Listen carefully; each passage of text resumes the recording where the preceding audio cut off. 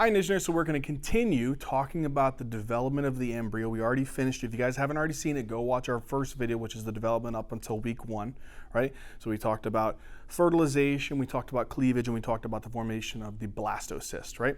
And then how we got to the end of that, we're going to now go into the development throughout the embryo up until week 2. And we're going to mainly talk about, in this video, gastrulation. We'll have a tiny little peek into implantation, but I don't want to get into too much detail on that. Reason why is we'll go more into that when we talk about the development of the placenta, okay? But let's see where we left off. We left off talking about how the trophoblast, right, which is the outer cell mass, used to be the outer cell mass, we said it's going to get derived into a cytotrophoblast and a syncytiotrophoblast, and we'll talk about their significance. We also talked about how the inner cell mass differentiated, become more specialized, and it became the embryoblast, and how it starts to differentiate and become a little bit more specialized, and it forms what's called the bilaminar disc, right? It's going to become the embryo. Trophoblast is important because it becomes a part of the chorion and it becomes a part of the placenta, which is very important for being able to provide oxygen, nutrients, get rid of waste, all right, between the mother and the fetus. So we finished off here with our kind of like the end part here where we had our trophoblast, which is we said are going to differentiate into these two, and the embryoblast. Remember, what did I say? Embryoblast turns into a bilaminar disc. We're going to talk about this a little bit more in just a second. I want to focus on the outer layer now. That's where it can get a little bit tough, is when you focus on these things, you want to focus on one part at a time. What I want to do first is we're going to talk about that outer layer first, just a little bit. Again, we'll get into it more when we talk about the development of the placenta. But I want to talk about what the significance of the trophoblast is. Then after that, we'll come back and we'll talk about how the embryoblast develops into the trilaminar disc via the process of gastrulation. All right, so what I want to do is let's go back into our diagram and talk about what's happening from this point, okay? All right, so let's go ahead and take a look at our diagram again. So here we have the uterus, right? And we already talked about what had happened to this point. We already said about how the anterpituitary releases the LH, right? LH triggers the ovulation process where we pop out that secondary oocyte, right? And it's frozen in metaphase 2 in the ampulla. Then we said that the sperm is going to meet the actual oocyte frozen in metaphase 2 at the level of the ampulla. We're going to get fertilization, and then that whole process of cleavage is occurring, right? And we talked about how cleavage is basically going from the zygote to the 4-cell stage, to the 8-cell stage, to the 16-cell stage, and then to the blastocyst. Well, what happens is when all of this cleavage process is occurring, this actual zygote or these different cleavage processes are actually, they're moving towards the uterine cavity. So then what happens is that little blastocyst, it kind of just pops off here into the actual uterine cavity. And then what happens is it has specific types of proteins on it, certain types of selectins or integrins that allow for it to hook up with the endometrium and start implanting itself, right? So what we're going to do now is we're going to take a deeper look, looking at how that actual, that blastocyst is going to implant and what are the processes with that outer trophoblastic layer, okay? So what we have over here, again, don't worry yet about the bilaminar disc. We'll talk about this a little bit later. But remember we said that there's an outer cell layer, this outer blue lining. We're called that the cytotrophoblast. Well, the trophoblast, which divides into a cytotrophoblast and syncytiotrophoblast. What happens is, imagine here for a second, you have these well-defined cells, okay? And here they are, these kind of like baby blue cells right there. We're going to have these well-defined cell margins. These are called your cytotrophoblast. So you have the well-defined cell margins with the nucleus inside of the cell, right? What happens is some of the other cells start proliferating. And as they start proliferating, their cell membranes actually start disintegrating. So they start proliferating outside of that zona pellucida, right? So remember how we had the zona pellucida all the way around? It starts releasing certain types of enzymes that allows for it to kind of break outside of that. And as it does that, these cells start proliferating outside of the cell, and then their cell membranes start disintegrating. When they start disintegrating, it forms kind of a fluid, if you will, kind of a cytoplasm, which is going to be consisting of the nuclei of these cells, right? So what happens is all the cell membranes of these cells start actually breaking. open and releasing out the nuclei and the cytoplasm into kind of just a little area. And what happens is all of the cytoplasm starts kind of fusing with one another, forming a syncytium, right? And that's going to be our syncytio-trophoblast. So this part here, which is going to be kind of like these finger-like processes that are kind of extending out into the uterus, so this is our uterine lining right here, this is going to be called the syncytio-trophoblast. Okay? And again, it's important to remember, just so I give you guys a good idea here, imagine there's the cells, right? Here's the finger process. All of the actual nuclei are just kind of sitting out here in the cytoplasm. There's no well-defined cell margins. Okay, that's our syncytio-trophoblast. At the base, you're going to have these well-defined cells, which have their cell membrane and the nucleus within inside of that. Eventually, what will start happening is that these cells will start actually forming kind of a defined cell, kind of like finger process or a villi that extends through the center of this, up into the center of that actual villus, right? But again, for right now, I want you to remember all this cytoplasm on the side with the nuclei kind of just within that fluid is called the syncytio-trophoblast. And then the cells with the well-defined margins or membranes with the nuclei inside of them are called the cytotrophoblast. So again, these are your cytotrophoblast. And again, the syncytio-trophoblast is going to be just the actual syncytium of all the cell cytoplasm and nuclei kind of just sitting in this kind of pool of fluid. All right? Why is that important? Well, eventually what happens is the syncytio-trophoblast will continue to kind of release certain types of hydrolytic enzymes that will work its way through the actual uterine lining. And guess what is out here in the uterine lining? You have these maternal blood vessels. So let's just say here's going to be like a maternal blood vessel. Here's going to be a maternal blood vessel. And here's another maternal blood vessel. What's eventually going to happen is that this actual syncytio-trophoblast is going to continue to keep working its way out here to kind of become confluent with these maternal blood vessels. Because once this actually becomes confluent with the maternal blood vessels, now the actual embryo can receive oxygen, nutrients, hormones, everything it needs in order for it to grow. Because there's going to be a connection between the embryo and the maternal vascular system via that syncytio-trophoblast and cytotrophoblast. So that should make sense. So once it implants, right, via the integrins and selectins to the uterine lining, it's going to burrow itself in a little bit, and then what happens is those cytotrophoblastic cells are going to start proliferating and working its way through the zona pellucida, making these finger kind of like processes. The cells inside of those finger-like processes start to disintegrate and break down. Their cytoplasm spills out of them and their nuclei spills out of them. And they form a pool of what we call a syncytium, right? Which is going to be the syncytio-trophoblast. Then eventually what happens is the cytotrophoblast continues to proliferate these cells, and they proliferate right into the center of that actual villus. And eventually what's going to happen is this actual structure is going to become confluent with the actual maternal blood vessels. And before you know it, we're going to have a placenta, a connection between the vascular system of the mother and then the embryo. All right, and that's going to be the development of the placenta. We'll talk about that in more detail later. I just wanted to give you guys a little look into this. Now, a little bit later throughout the process, we're going to kind of jump a little bit forward. As this actual embryo continues to develop, right, here's the important thing. Remember we said that the corpus luteum ejected out the secondary oocyte. And LH right now is what's driving the production of progesterone, right? And we were up to we said that it happened around day 14, day 15. We've already gone through about a week. All right, so we've already done about 7 to 8 days by now from the point of implantation. As we start getting closer to day 28, what starts happening? You start shedding the endometrial lining. How do we prevent the endometrial lining from getting shed? Well, guess what happens a little bit later, towards the, around day 24, maybe day 21 to 24. The syncytio-trophoblast, it starts actually making a specific type of hormone. So cool.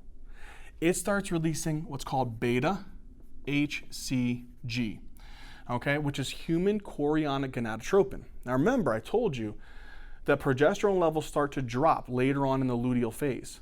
When that syncytial trophoblast releases the beta HCG, guess what it does to the corpus luteum of the ovary? It has it continue to produce what? Progesterone. And so the progesterone is going to remain elevated. The reason why that's important is once progesterone levels start dropping, what happens to the vessels within inside of the uterine lining? They start spasming. And as they start spasming, what happens? They rupture. And then as they rupture, the cells inside of that endometrial lining start doing what? They start actually becoming necrotic and they start getting shed. And if we shed the endometrial lining, what else will we shed? The embryo. And we want this to happen. We want them to be able to allow for the implantation. We don't want this to get shed out. So if it releases beta HCG, it triggers the corpus luteum to continue to keep making progesterone. If progesterone levels maintain a certain level, we're not going to prevent those vessels from spasming. And so we're not going to allow for shedding. We're going to allow for proper nutrition, glycogen, all the different types of lipids to be produced to nourish the baby.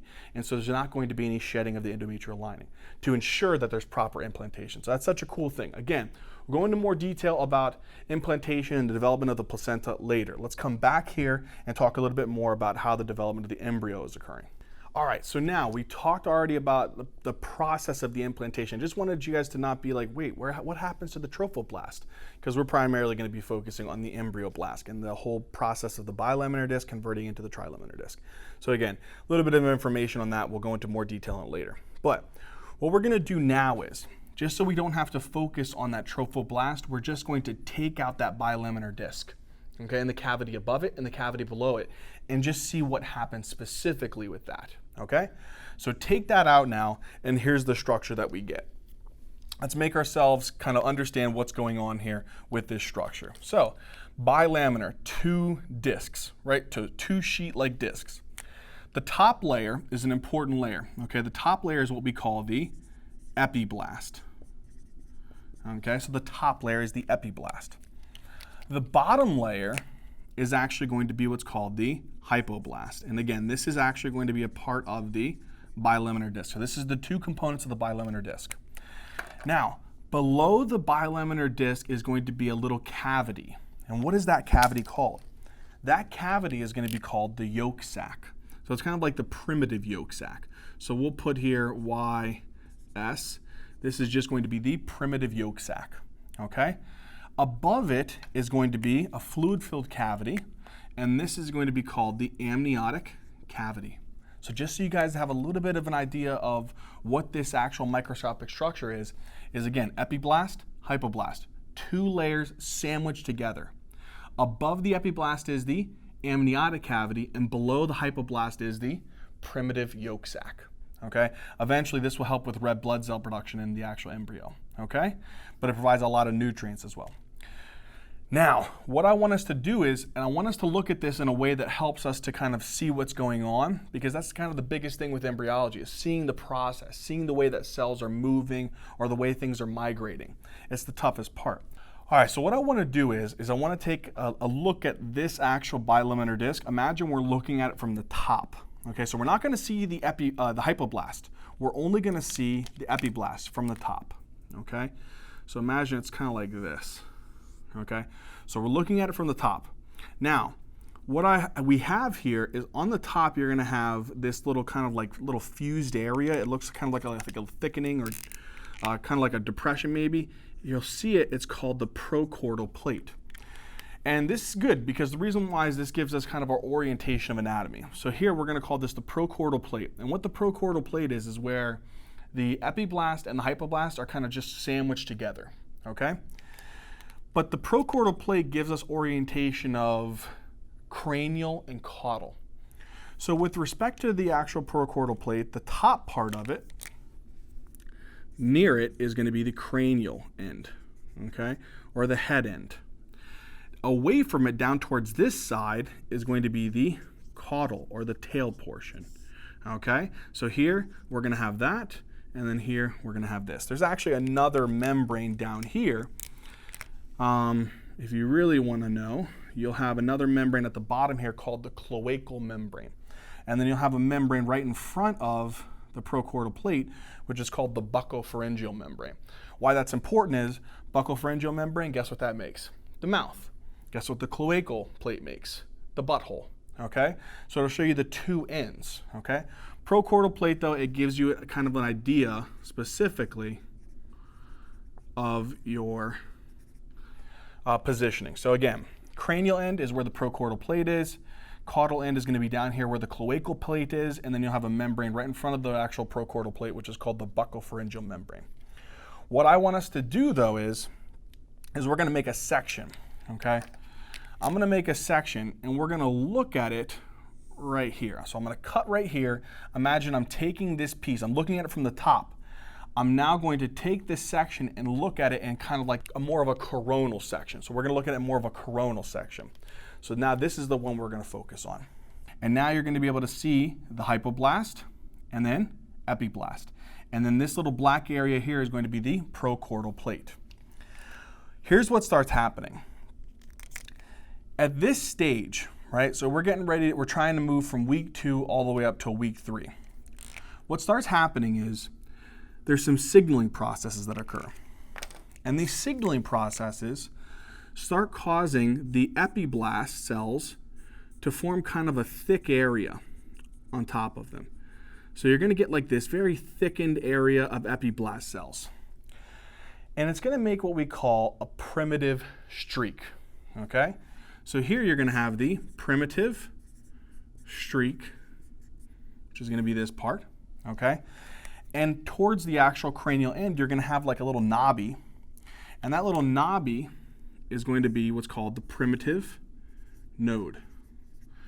So you have the primitive streak, which is kind of a thickening of the epiblast cells, and the primitive node, which is kind of like this knob-like structure towards the top of the primitive streak. Now, here's where it gets really cool. Eventually what happens is some of the cells in the center of the primitive streak start dying. And some of the cells in the center of the primitive node start dying. And what's cool about this is now it makes like this little structure that we're going to have over here on the right. I just wanted to give you guys kind of like what's happening with this. So we had the primitive streak, which is a thickening of tissue, primitive node, which is a knob-like thickening of tissue, and then what happens is some of the cells within the center of that streak and node start actually dying and making a little cavity. Pretty cool, right? Now, why is that cavity important? Okay, let's come over here. Some of the cells near the edge of this primitive streak, right, start secreting certain types of chemicals, right? What kind of chemicals did they start secreting? They start secreting chemicals which are called fibroblast growth factor 8. There's other types too, maybe transforming growth factor beta, but this is the main thing that the actual cells here near the edge are going to start secreting. So they're going to start secreting these chemicals, these fibroblast growth factor 8. Now, what does this fibroblast growth factor 8 do? It's so freaking cool what it does. Let me show you. These cells, they start secreting that fibroblast growth factor 8. That fibroblast growth factor 8 is going to move to these nearby. Remember, it starts secreting it laterally. So it's going to move from the center, moving laterally. And it's going to go to these nearby epiblast cells. When it binds onto the epiblast cells, it has a receptor. So it's a fibroblast growth factor receptor. Once it binds onto this receptor, it triggers an intracellular process, right? And this intracellular process, what it does is it activates a specific type of protein called SNAIL1. Heck of a name, right? So fibroblast growth factor binds onto the receptor, triggers an intracellular process that stimulates the formation of a protein called SNAIL1. Now, what SNAIL1 does is it inhibits the formation of a specific type of protein that allows for cells to be linked up with one another. Do you know what that protein is called? It's called E-cadherins. So it's called E-cadherins. Now, what E-cadherins do is they allow for cells to stick with one another. So here's another epiblast cell. So two epiblast cells connected to one another through this E-cadherins. Now, with these E-cadherins, the cells aren't allowed to move away from one another, right? So they're stuck to one another. They're in a localized place. If you stimulate this protein with the fibroblast growth factor, guess what it does? It inhibits the formation of these proteins. If these proteins aren't connecting the two cells with one another, what can they now do? They can migrate. So now this cell is free to move, and this cell is free to move. Guess what they call that? Epithelial migration. Okay, so it's called epithelial migration. So now, these cells that are going to be over here on the lateral side, guess what they're going to start doing? They are going to be stimulated, and they're going to start migrating towards that primitive streak. Now, here's what's so darn cool. Once they move through that primitive streak, right? Remember there's a little space there? We had the primitive streak, which is the thickening. In the primitive streak, that little space that we have there now, we actually call it the primitive groove. If you really want to be particular, the primitive streak was the thickening with no space. Now that it has the space, it's called the primitive groove. What we used to have was the primitive node, which is that knob-like thickening, and it has the space now, is technically called the primitive pit. I'll write that down just for the heck of it though, right? So what used to be the primitive streak is now going to be called the primitive groove, which is going to be, again, that space right there. And then what used to be the primitive node is now going to be called the primitive pit. And all it is just basically saying the space within the primitive node and the space within the primitive streak. That's all it is. So we release the fibroblast growth factor 8. Those epiblast cells are now going to be free to move. Where are they going to move? They're going to move through the primitive groove. Once they move through the primitive groove, guess what happens? Now look at this. Let's make like a little space here too, so we can see how these little suckers are moving. So now, what they're going to do is they're going to move through this primitive groove, right? When they move through the primitive groove, they're going to move down here where the hypoblast is.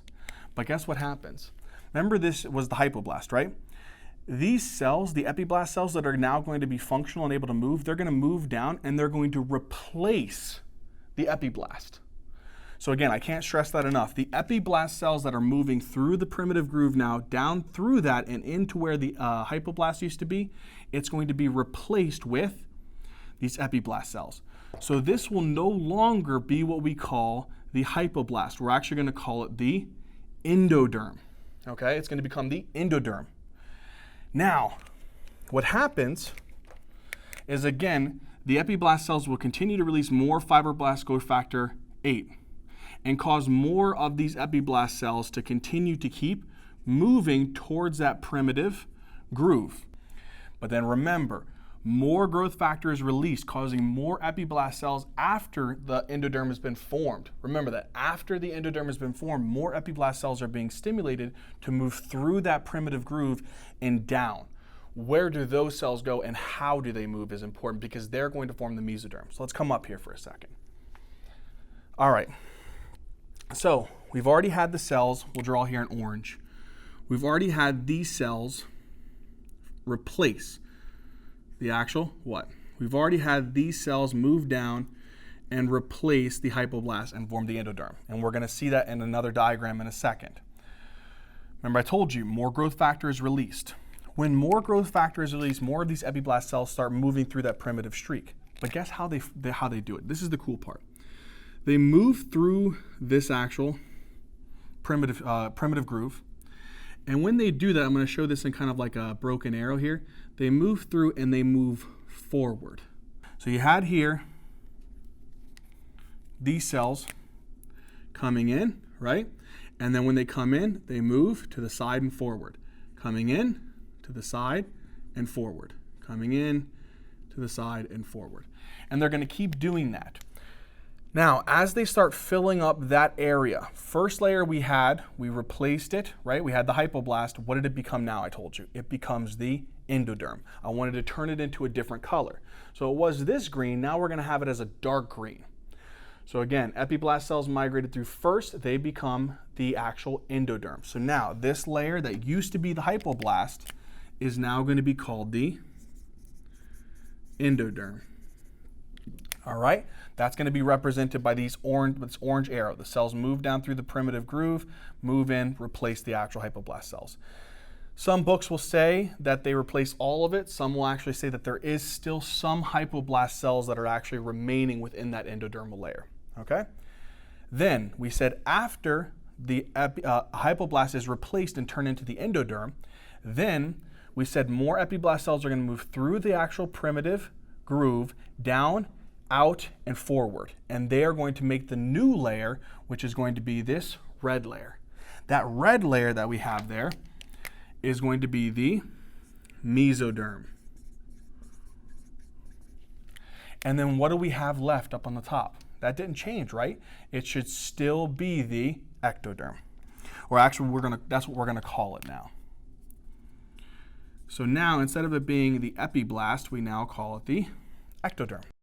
All right, so let's recap, just because this is one of the tougher parts, okay? First layer you have is epiblast, bottom layer, hypoblast, right? You have the primitive streak. Now remember, the primitive streak was the thickening of the epiblast tissue here, and then you're gonna have a primitive node, which is the thickening of the epiblast tissue kind of in a nodular form. The tissue in the center of the primitive streak starts to disintegrate and form the primitive groove. The tissue inside of the center of the primitive node starts to disintegrate and form the primitive pit. Then the epiblast cells right around the edge of this primitive streak and the primitive node start secreting a chemical called fibroblast growth factor type 8. There's also other ones like transforming growth factor beta as well. These chemicals, what do? They cause the epithelial cells, or these epiblast cells, to no longer become adherent to one another by inhibiting the formation of E-cadherins, which are these cell-to-cell adhesion molecules. If those aren't linked up, now these epithelial cells can migrate, or the epiblast cells can migrate. Now, as they start migrating, where do they move? Remember, they move first through the actual primitive groove, downwards, and then what do first? They replace the hypoblast. So this was the hypoblast. What does it become next? It becomes the endoderm. And then the epiblast is what we call the ectoderm. Now, the ectoderm is still going to release fibroblast growth factor, right? So more fibroblast growth factor is going to be released, causing more of these epiblast or ectodermal cells to continue to migrate towards the actual primitive groove. But now in this maroon or purplish color, these ones, when they move through the primitive groove, they move down, laterally, and forward, okay? As they move down, laterally, and forward, they make a new layer, which is called the mesoderm, okay? So this is going to form our 3 germ layers. Now, this process is super critical because this, where we go from a bilaminar disc to a trilaminar disc, is a specific type of thing, and we call that gastrulation. So that's the importance that we have to understand. So this process here is called gastrulation. Now, the next thing that has to happen is, now that we have our 3 layers, here's the next part that gets really cool. What happens is, again, more growth factor is going to be released. This growth factor is going off the hook, all right? And it's causing more of these ectodermal cells to continue to keep migrating through. But now, instead of migrating through this actual primitive groove, they only migrate through the primitive pit. And as they start migrating, they move through the primitive pit and they move cranially towards the prochordal plate. But when they move, you know what's so crazy? They form like a tube. So they're going to move through the actual primitive pit and they're going to move cranially, or we can say cephalic, towards the prochordal plate, and they're going to make this tube. Now, I want us to see this tube from two different ways. Once they move through, they're going to make a tube. So imagine here, this is going to be the ectoderm. This red here is going to be the mesoderm. And this dark green here is going to be the endoderm. Here, you're going to have this hole inside of the ectoderm. What is that hole called? That is the primitive pit, where the primitive node is. What happens is, those ectodermal cells are going to migrate and move their way through the actual primitive pit. And they're going to make this nice little elongated tube that moves underneath the ectoderm, but above the endoderm. But as you can see here, where the nodal cord is, there is no mesoderm. There's 3 places that you have to remember that there is no mesoderm between the ectoderm and the endoderm. 1, is where the notochord is. Second is, what do we call this place right here? Where the front end or the cranial end, where we kind of define cranial and caudal, we call that the prochordal plate, right? So if I were to put right here, little black kind of lines here connecting, this right here is called our prochordal plate, right?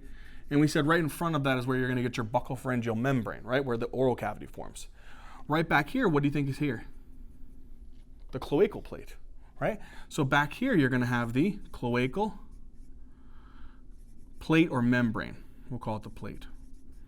And that's going to form the butthole, right? Now, 3 places where there's no mesoderm. 1 is where the notochord is. 2nd is where the prochordal plate is. 3 is where the cloacal plate or the cloacal membrane is. Now, I wanted us to get that view. So how we're looking at this, just so you guys kind of get an idea, is all I did is I'm taking this piece here, this coronal section that we're looking at here, and which is in a 3-dimensional structure, and I'm making a sagittal cut. So imagine I'm cutting right down the middle here of this primitive streak, kind of making a bilateral structure, okay? So I'm getting a sagittal cut here, and this is how we're looking at it, all right? So again, that's going to be the notochord. So that's an important thing to remember. The cells that are moving through the primitive pit, moving cranially towards the prochordal plate, which is making a nice little tube or tubular process, is called the notochord. Why is the notochord important? Because the notochord is what helps to induce neurulation, which is another topic that we have to cover. So what is this structure here called? This is called the notochord. And if you guys are real good, you guys will remember that what happens to the notochord after you've actually been developed. So what is it in the adult? What is it, the remnant of it? All right, so imagine here we have the notochord. What happens is you have an intervertebral disc, right? And so here's the disc, right? And the disc is actually going to be made up primarily of dense, fibrous, kind of irregular connective tissue. Okay, we call this the annulus fibrosus, right? But if I were to kind of make this into a 3-dimensional structure, let's say, okay, in the center of it, in the center of this disc is a kind of a jelly-like material. And this jelly-like material is called the nucleus pulposus. So right here in the center, I'm going to have this jelly-like material, which is called the nucleus pulposus. Nucleus pulposus. That is the adult remnant of the notochord. So again, notochord forms, right? And it's going to be important because it releases certain types of growth factors that causes the thickening of the ectoderm, which forms the neural plate, which allows for neurulation. But on top of that, as they start to develop, right, you're going to have the remnants of it, which is going to be the nucleus pulposus, which is the little jelly material in the annulus fibrosus of the intervertebral disc, which is between your vertebrae. All right, so that's the important thing. So again, this is just going to be a sagittal view. So just so you understand, this is going to be a sagittal view of that previous diagram. And then the one below it is going to be the same diagram, but just showing you now what it looks like to have the actual notochord. So imagine again, what happens is that the actual ectodermal cells move through that actual primitive pit and move and make that tube. Well, now here, look, here's your ectoderm, here's your mesoderm, and here's your endoderm. And what do you call this little tube here, which is just actually in between the mesoderm? That's going to be the notochord. And that's important to remember. Now later on what happens is the mesoderm, it'll actually differentiate, right? It'll become into 3 different components. It'll become the paraxial, which is the central part. Then the intermediate mesoderm, which is important for making like the kidneys and the gonads. And then towards the edge, you'll have the lateral plate mesoderm. And that's going to differentiate into what's called splanchnic, which is going to surround your GI organs. It's the muscle around the GI organs and some of the connective tissue. And also, you're going to have the somatic, which is going to be basically forming around a lot of the body, okay, forming a lot of the body structures. So that's important to remember. As we'll see in another video, the ectoderm is going to be able to make the skin and a lot of the nervous system. And the endoderm is going to be making the lining of the GI tract. It's going to be making some of the accessory organs, the glands, and we'll talk about that as well. But again, important to remember, the whole purpose of this video here is to get what happens with the outer cell mass, which is basically the cytotrophoblast and the syncytiotrophoblast. What is their significance? Implantation, right? And formation of the placenta. We'll go into more detail into that in another video. What was the other function of this video? The other purpose was for us to understand what happens with the inner cell mass, which is the embryoblast, which is going to be making what? Bilaminar disc. Bilaminar disc is important. If we blow it up, we'll see what happens. Thickening of the epiblast is going to give us primitive streak and node. That some of the cells will then break down, give us the primitive groove in the primitive pit. It'll release growth factors. The growth factors will cause the epiblast cells to move through the primitive groove, below it into the hypoblast, replacing the hypoblast and turning it into endoderm. More growth factor will cause more epiblast cells, but now what we specifically call ectodermal cells to move through the primitive groove and primitive pit and then make a new layer called the mesoderm. Then after we have the 3 layers or our trilaminar disc through the process of gastrulation, we then lead to the formation of the Notochord, which is in more ectodermal cells via growth factors, move through the primitive pit and move forward, or we can say cranially, towards the prochordal plate, making this tubal process, which is important for 2 reasons. One is it induces the formation of neurulation, the neural tube formation, as well as becomes the adult remnant called the Nucleus Pulposus, right? And we can also get a better idea of this in another view, just to get an idea of how this trilaminar disc is there, along with the notochord. And we already talked about the function, or just simple differentiation of these 3 layers, which is again the ectoderm, skin, nervous system, mesoderm, a lot of your connective tissues, muscles, ligaments, bones, and then on top of that the endoderm, making a lot of the GI tract lining, some of the accessory organs and glands. All right, Ninja, so in this video we covered everything that we need to know, particularly for the gastrulation process and the development of the notochord. And throughout these 2 videos that we've already started, we've already covered everything up until week 2. So what we're going to do in the next set of videos is we're going to go into detail all the development of the embryo up until the 3rd week, and then we'll get into detail on the development of the placenta as well. If you guys like this video and if it did help, please hit that like button, comment down in the comment section. Also in our description box, you guys can go there, check out our Facebook, Instagram, Patreon, GoFundMe page. Any help or any assistance whatsoever, we would truly appreciate it. I hope this video made sense. I hope you guys did enjoy it. We love you, Ninja Nerds, and as always, until next time.